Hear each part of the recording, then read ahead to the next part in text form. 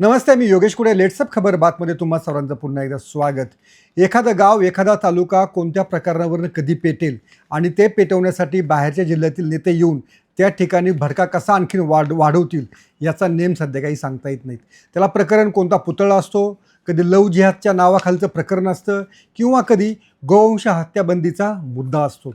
त्यामुळं ग्रामीण भागातल्या अनेक गावांमधलं वातावरण या अशा वेगळी हिंदुत्ववादी नेत्यांमुळे, हिंदुत्ववादी काही टोळक्यांमुळे खराब होऊ लागलेलं आहे. ही वस्तुस्थिती आहे. आता याच्यातलं जे सध्याचं जे प्रकरण आहे ते प्रकरण आहे भिगवण इथल्या कथित लव जिहादचं. आता लव जिहाद म्हटलं की अनेकांना त्याच्या प्रकरणामध्ये उतरावं असं वाटतं. तो एकदम मोठा मुद्दा होऊन बसतो, राज्यस्तरावरचा, देश पातळीवरचा मुद्दा होऊन बसतो.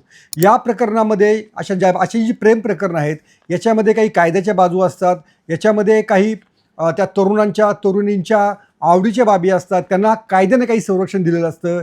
याच्याकडे सरळ सरळ दुर्लक्ष करून काही नेते मंडळी त्या गावामध्ये जाऊन या प्रकरणाला राजकीय रंग कसा देता येऊ शकेल आणि आपलं इप्सित कसं त्यातनं साध्य केलं जाऊ शकेल याचाच शोध घेताना दिसून येतात. इंदापूर तालुक्यातल्या भिगवणमधलं जे प्रकरण आहे ते प्रकरण देखील असंच गुंतागुंतीचं आहे. त्याला एक बाजू असं म्हणते आहे, त्याला त्या मुलीचे पालक असं म्हणतायत की आमच्या देखत आमच्या मुलीचं अपहरण झालेलं आहे. दुसरीकडे त्या मुलीनं ॲफिडेव्हिट दिलेलं आहे, पोलिसांकडे जबाब दिलेला आहे, न्यायालयामध्ये ती मुलगी गेलेली आहे आणि तिची एक काही बाजू आहे.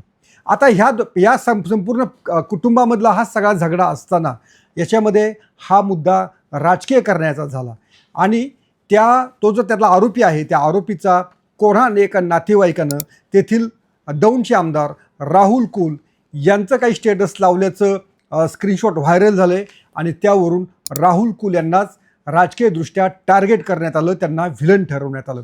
हे व्हिलन ठरवण्यामध्ये कोण कोण आहे तर जी मंडळी गोवंश हत्याबंदीच्या नावाखाली अनेक ठिकाणी एक वादग्रस्त कामं करताना दिसून येतात आणि ज्यांची भाषा ही दोन समाजामध्ये नेहमीच तेढ पसरवणारी राहिलेली आहे, अशी मंडळी आता याच्यामध्ये अग्रभागी झालेली आहेत. या भिगवणच्या प्रकरणाच्या निमित्तानं राज्यभरामध्ये हे कसं पेटतं राहील याच्यासाठी काहींचा ब्रेन सध्या वापरला जात आहे.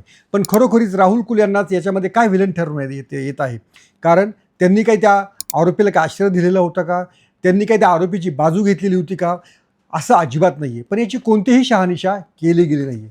त्यांच्या तालुक्यातला स्वामी चिंचोली मधला जो कोण एक सरपंच आहे तो सरपंच राहुल कुल यांच्या गटाचा आहे हे त्यांना देखील मान्य आहे. आता हा जो सरपंच आहे हा सरपंच त्या अपहरण प्रकरणातील म्हणा किंवा त्या लव जिहाद प्रकरणातील आरोपीचा दूरचा नातेवाईक असल्यामुळं या साऱ्या प्रकरणाशी राहुल कुल यांचा देखील संबंध जोडण्याचा प्रयत्न काही मंडळीचा दिसून येत आहे. आता स्टेटस कोणी ठेवलं किंवा कोणत्या नेत्याबरोबर एखाद्या आरोपीचे जर फोटो असतील तर याचा अर्थ त्या गुन्ह्यामध्ये किंवा त्या प्रकरणामध्ये त्या नेत्याचा काही संबंध असतो का? आपण अनेकदा पाहिलेलं आहे की नेते कोणाचा आला तर सेल्फी काढतात, फोटो काढतात.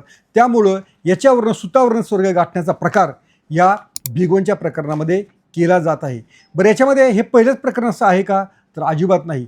यवतमध्ये देखील अशाच प्रकारे एका पुतळ्याचा प्रश्न निर्माण झाला. तो पुतळा होता छत्रपती शिवाजी महाराजांचा. ते गावातील भांडण होतं, एक थोडासा दारू पिलेल्या व्यक्तीकडनं ते कृत्य झालेलं होतं. पण त्यानंतर ज्या पद्धतीनं राज्यभरातील बरी नेते मंडळी ज्यांना हिंदुत्ववादी चेहरा व्हायचा आहे असे नेते त्या ठिकाणी गावात गेले आणि ते वातावरण त्यांनी एकदम बिघडवून टाकलं. त्याचा परिणाम काय झाला की त्या गावामध्ये दंगल झाली. ती दंगल झाल्यानंतर साहजिकच दोन गट आमने-सामने आले. ती आमने-सामने आल्यानंतर पोलिसांना कारवाई करावी लागली. आता ते नेते भांडण लावून गेले, आग लावून गेले. आता पोलीस स्टेशनच्या चक्रा मारण्याची वेळ ही आता तिथल्या यवतमधल्या ग्रामस्थांवर आलेली आहे. त्या ग्रामस्थ इतके सक्षम होते किंवा स्थानिक नेतृत्व इतकं सक्षम होतं की ते नेतृत्व हा वाद आपापसामध्ये मिटू शकत होते. ते मिटवण्याचा त्यांचा प्रयत्न होता. पण अनेकांना असं वाटतं आहे की आपण गळ्यावर भगवी शाल टाकली की आपण वाटेल ते बोलू शकतो, आपण वाटेल ते करू शकतो, वाटेल तशी काडीपिटीनं किंवा पेट्रोलच्या कॅन टाकून आग लावू शकतो.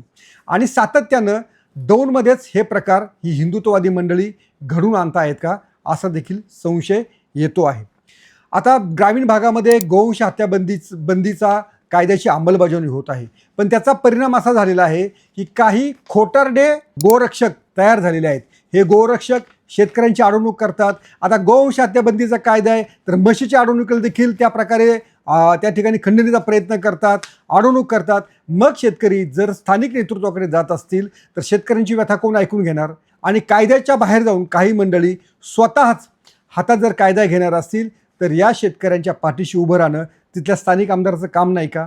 पण या साऱ्या बाबींकडे दुर्लक्ष करून राहुल कुल यांना व्हिलन ठरवण्याचा प्रयत्न हा तालुक्याबाहेरील आणि जिल्ह्याबाहेरील काही लोकांनी चालवलेला आहे.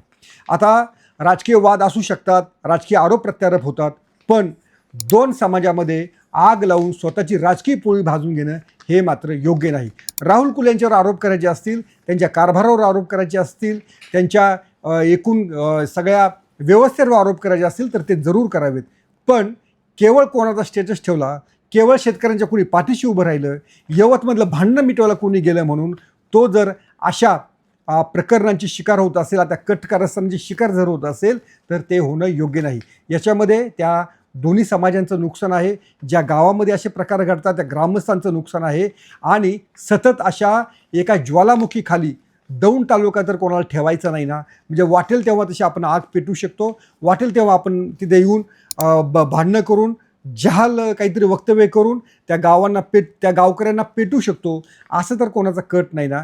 आणि अशा जर कटाच्या विरोधात राहुल कुल जर उभे राहत असतील तर मला वाटतं ते कोणत्याही विवेकी माणसानं राहुल कुल यांच्या पाठीशी उभं राहणं गरजेचं आहे.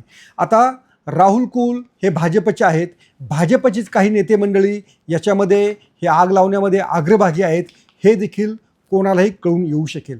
मग याच्यामध्ये पक्षांतर्गत वादाचा काही कांगोरा आहे का, कानोसा आहे का, ते देखील तपासलं गेलं पाहिजे. आणि भाजपचीच मंडळी राहुल कुल यांच्या तालुक्यामध्ये जाऊन अशा प्रकारचे जर वक्तव्य करत असतील तर पक्षश्रेष्ठीने देखील त्याची योग्य दखल घ्यायला हवी. अन्यथा जो दौंड तालुका, जो पुणे जिल्हा असा या बाबतींमध्ये थोडासा एक सहिष्णू आहे, धर्मनिरपेक्ष आहे, या तालुक्याचं वातावरण बिघडवलं जाणार नाही याची काळजी प्रत्येक घटकाने घ्यायला हवी, विशेषतः भाजपने घ्यायला हवी. तालुक्याबाहेरचे नेते असे तुम्ही पाठवून, कंत्राटी स्वरूपामध्ये पाठवून त्या तालुक्यामधलं वातावरण दूषित होणार नाही याची काळजी आता सत्ताधाऱ्यांना आणि त्यातही भाजपच्या नेत्यांना घ्यावी लागेल. तुम्हाला काय वाटतं ते आवर्जून सांगा. पात्रा लेट्सअप मराठी. सोशल मीडियाच्या भाऊ गर्दीत विश्वासार्हतेने चकाकणारे नाव म्हणजे लेट्सअप मराठी. सगळ्यांना, सगळ्या नागरिकांना ती स्पीच, ती लेट्सअप वरील मुलाखती म्हणजे विचारांचा खजिना. त्यानंतरच्या निवडणुकीमध्ये मला सोडून गेले. बातम्या केवळ वस्तुस्थिती सांगणाऱ्या, न प्रोपगंडा, फक्त जनतेचा अजेंडा. क्योंकि आने वाला कल जाने वाला है, जाने वाला कल आने वाला है. राजकारण, मनोरंजन असो की क्रीडा क्षेत्र, महाराष्ट्राची स्पंदने संवेदनशीलतेने टिपणारे माध्यम म्हणजे लेट्सअप मराठी.